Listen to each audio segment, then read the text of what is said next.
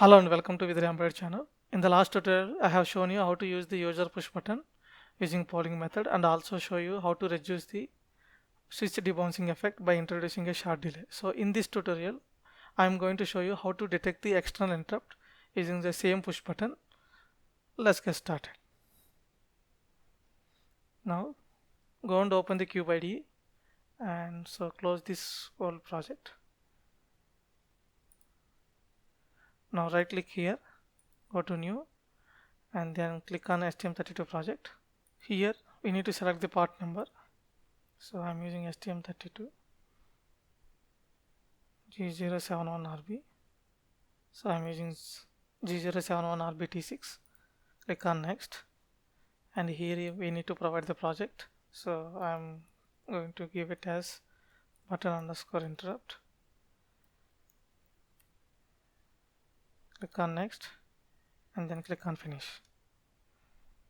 So now here I'll set up the LED. So GPIO output. So LED is connected to PFI on the nuclear board, and label it as green LED. Now we will configure the PC13, that is the user button, as a external interrupt instead of GPIO input. So here we have an option called GPIO underscore EXTI13. So double click to select it. Now we can rename it as user button. Now go to system view, and here we need to select as a GPIO. So here click on PC13. This is where the button is connected, and here we need to select the GPIO edge. Okay, on which edge we are going to detect the button. Now as you can see in the last tutorial, I have shown you that we can able to detect the button press with a logic 0. So that means we are looking for the falling edge, not the rising edge. So then we need to select it as a external interrupt mode with the falling edge trigger detection.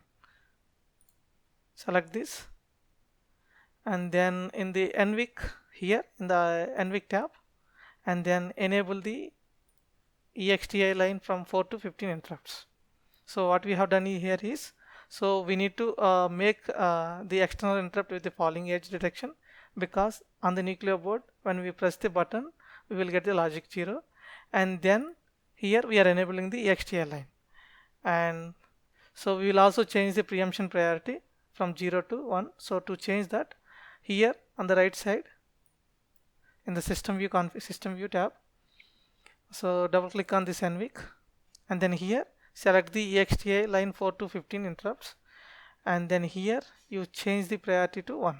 So that's all for the pin configuration. Now go to clock configuration, enter 64 megahertz, click enter here, and then click on OK, and then go to project manager in the code generator and make sure that copy only necessary library files is selected. That's all for the configuration. So we have configured the LED, and we have also configured the input button as the EXTI line, and here in the NVIC configuration, so we change the priority to 1, and then in the GPIO configuration, and we make the external interrupt as a falling edge trigger detection. Click this button to generate the code. We need to write the interrupt function in the callback.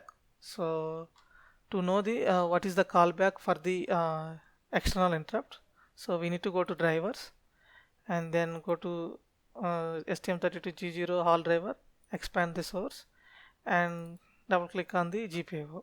Here if you look at in the outline section, we have all the API calls. So here you can see that they have provided two API calls or callback functions.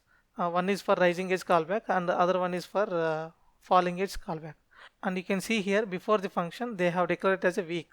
So that means this will not be executed while compiling the project. But if you want to use this function, okay, you need to copy this up to here, and then go to main. Because why we are copying only falling edge? Because we have configured it as a falling edge trigger detection. So go to main, and then go to above the main under user code begin 0, paste it here, and then here we need to implement the function. So what I'm going to do is I'm going to declare a variable here. So u int 8 underscore t. Let's define it as a mode selection, and then initialize to 0. Now here what I'm going to do is, if the condition is if the GPIO pin, okay, is equals to user button pin, then I'm going to increment the mode selection. Here if this mode selection is greater than 2, we will make the mode selection as 0. So I will explain why I have done this. Okay, I'm going to implement a small functionality based on this condition here. So now go to main, in the while under user code begin 3. So if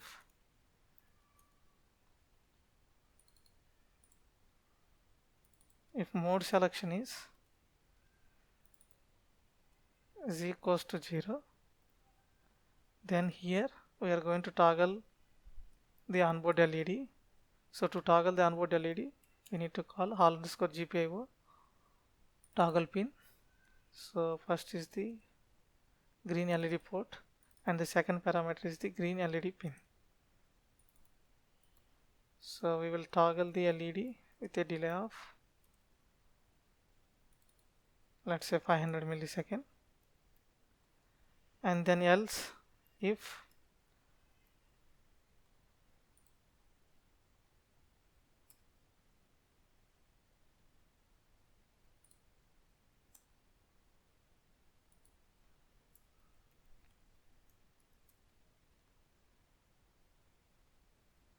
and here else if mode selection is equals to 1,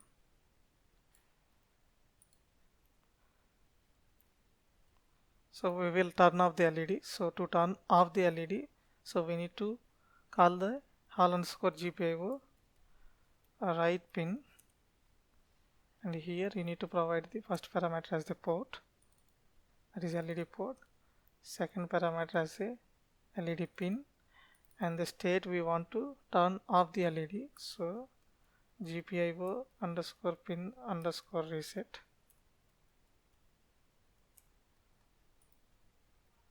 and then you can give a delay of, let's say, 300 millisecond to just to see the change. And then again here else if mode selection is equals to 2, we will turn on the LED.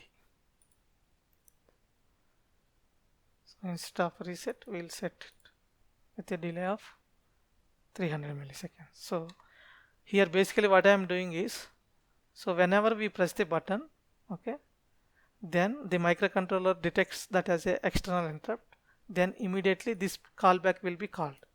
Then here what we are doing, if that pin is equal to, that means this GPIO pin is equals to user button pin, then we are incrementing the mode selection.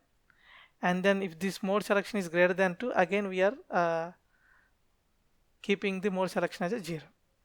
So that means we will see mode selection equals to 0, 1 and 2. So if it is greater than 2, what will happen? Again it will become 0. So based on this, so when the mode selection is equals to 0, so we are toggling an LED. When the mode selection is equals to 1, we are turn off the LED. And again if mode selection is equals to 1, we are turn on the LED. Again if you press the button, then mode selection equals to 0 will happen, then the LED will toggle with a delay of 500 milliseconds. So that's all for the code. Save the code and then select the project and then hit the hammer button to compile the code. Meanwhile, connect your board. So now you can see here the code is compiled without any errors and warnings. Now let's go and debug the code. Click on this debug icon under debug section. So make sure the debug pro is ST-Link GDB server and then click on OK.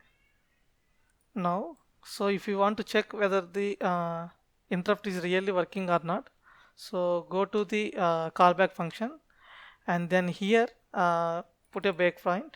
To put a breakpoint, so just in the gray area here, you double click it, then you will able to see a breakpoint here.